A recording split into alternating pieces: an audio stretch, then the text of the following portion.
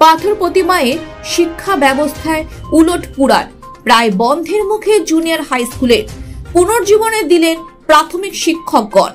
যখন রাজ্যের বিভিন্ন প্রান্তে শিক্ষা ব্যবস্থায় দুর্নীতির জন্য বহু ব্যক্তি কারাগারে দিন কাটাচ্ছে, এমনকি শিক্ষকের অভাবে স্কুল বন্ধ হয়ে যাচ্ছে, ঠিক তখনই প্রাথমিক শিক্ষকদের আপ্রাণ চেষ্টায় পুনর্জীবন লাভ করল প্রায় বন্ধের মুখে থাকা দেবীচক জুনিয়র হাই স্কুল।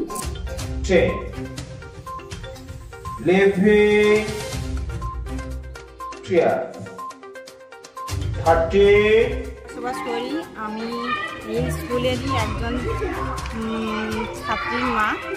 এখানে আগে ভালো পড়াশুনো তো স্যার ম্যাডামের অভাবের জন্য সরকার ছাত্রছাত্রী কম হওয়ার জন্য এখানে স্যার ম্যাম এরা ছিল না। এখন দূরে যেতে হতো তাদেরকে, যেখানে যে স্কুল ভালো হচ্ছে তাদের সেই সব স্কুলে চলে যেতে হতো। স্কুলেরই স্যার সবাই আমাদের বাড়িতে বাড়িতে গিয়ে, এইটা আমাদের খুব ভালো লেগেছে যে আমাদের বাড়িতে বাড়িতে গিয়ে সবাইকে বললো যে এই স্কুলটা তো আগে বন্ধ হয়ে গেছিলো, আমরা দায়িত্ব নিয়েছি, তোমাদের ছেলে মেয়েদের যদি ভর্তি করো তাহলে আমাদের স্কুল তো ভালো চলবে। আর আমাদের ব্যায়ামের ক্লাস হচ্ছে, এখানে ছবি আঁকা ক্লাস হচ্ছে, মিড ডে মিলের সব রকম ব্যবস্থা রয়েছে। তাই তোমরা কি পড়াশোনা করতে চাও? যদি হয় তাহলে তো আমাদের স্কুলটা ভালো চলবে। তাই আমরাও ভালো, ঠিক আছে ভর্তি করে দাও।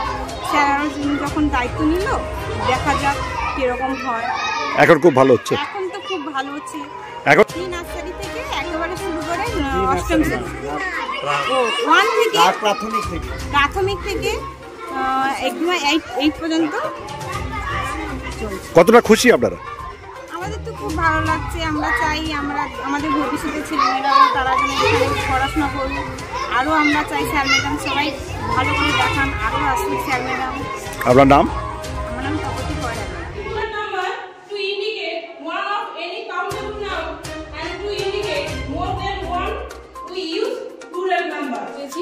এবং প্লাস বিএড এবং এমএ আছে। তাই আমি বাড়িতে কেন বসে থাকবো? শিক্ষার আঙিনায় যদি এসে যদি আমি আরও বাচ্চাদের পাশে দাঁড়াতে পারি এবং তাদেরকে যদি শিক্ষিত করতে পারি, সেই জন্য যখন শিক্ষকরা আমাদেরকে বলল যে এরকম একটা উদ্যোগ নিয়েছে, তাই বাড়ির অভিভাবকরাও বলল যে না, এটা একটা ভালো কাজ করো বলে সাপোর্ট করাতে আমরা এসছি স্কুলে পড়াতে। না, সাম্মানিক বলতে আমরা সেইভাবে প্রেসারও দিইনি যে আমাদেরকে সাম্মানিক দিতে হবে, বা স্যাররা যেভাবে চেয়েছেন যে তাদের সাম্মানিক যা পাচ্ছে তার থেকে যদি কিছু দেয় কি, সেরকম আমরা এখনো আমাদের কাজ করে যাচ্ছি যাতে স্কুলটা ডেভেলপ হয়, তার সেই স্কুলের পাশেই থাকি। এটাই মন্ত্রী মমতা বন্দ্যোপাধ্যায়ের কাছে একটাই আমাদের আবেদন থাকবে যে এই সরকারি যে বিভিন্ন পরীক্ষা নিরীক্ষা হচ্ছে, আমরা যদি সুযোগ পাই তাহলে আমরা এই স্কুলে থাকতে যদি পারি তাহলে আমরা অনেকটা আনন্দিত হব। আপনার নাম? আমার নাম অনিমা সাহু, বাড়ি দেবীচক।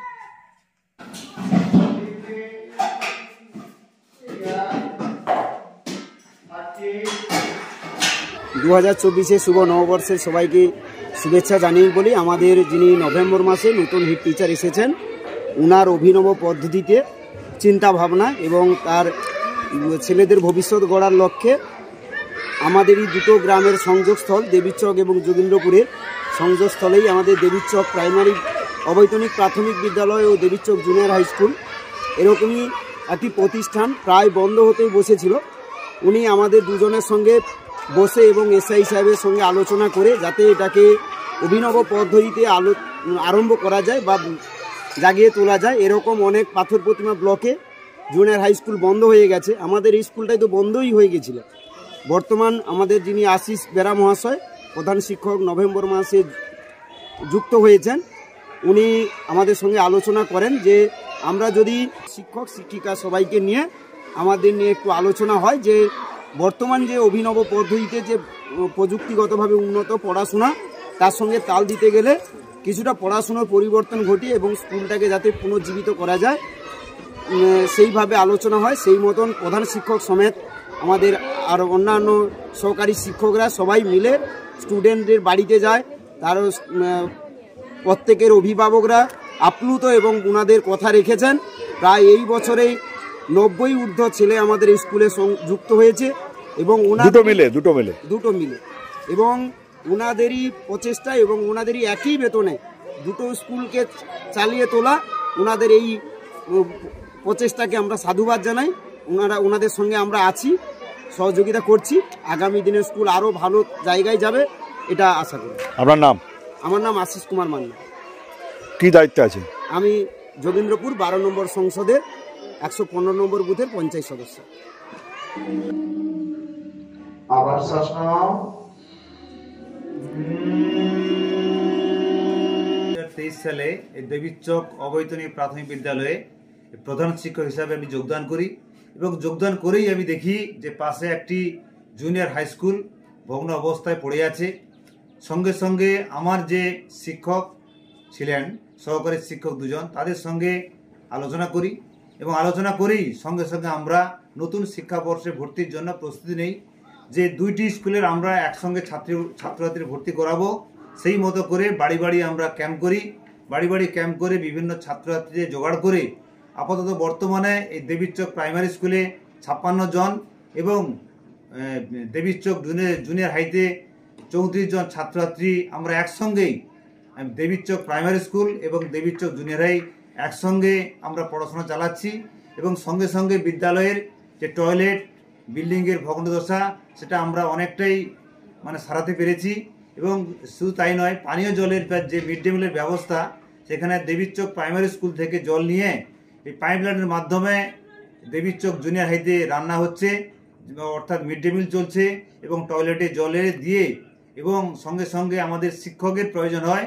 এই এলাকার শিক্ষিত যুবক যুবতীরা আমাদের ডাকে স্বতঃস্ফূর্তভাবে সাড়া দিয়ে তারা এই বিদ্যালয়ে 6 জন শিক্ষক শিক্ষিকা এই 2টি বিদ্যালয়ে পাঠদান করছে। তাদের সম্মানের স্বরূপ আমাদের সম্মানের থেকে অল্প কিছু সাহায্য করব বলে আমরা আশ্বাস দিয়েছি। পড়াশোনা ছাড়াও কি ব্যবস্থা রেখেছেন? পড়াশোনা ছাড়াও আমি ছাত্রছাত্রীদের সহ কারিকুলাম পাঠ্যক্রম হিসাবে সপ্তাহে একদিন ছবি আঁকা এবং যোগব্যায়াম এবং প্রতিদিন 3:30 থেকে 4টে অবধি শিশুদের বিভিন্ন রকম বিনোদনমূলক খেলাধুলার ব্যবস্থা রেখেছি। ফলে ছাত্রছাত্রীদের দৈহিক বিকাশের সঙ্গে সঙ্গে বিদ্যালয়ের মুখী অর্থাৎ বিদ্যালয়ে আসার প্রতি তাদের চাহিদাও বেড়েছে।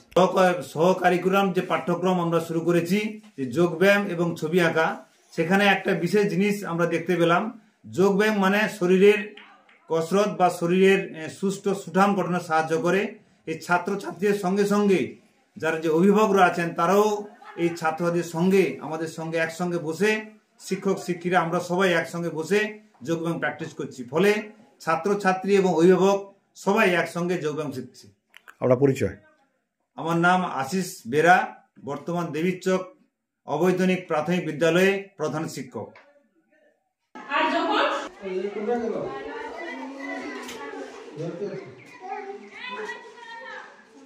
অসীমা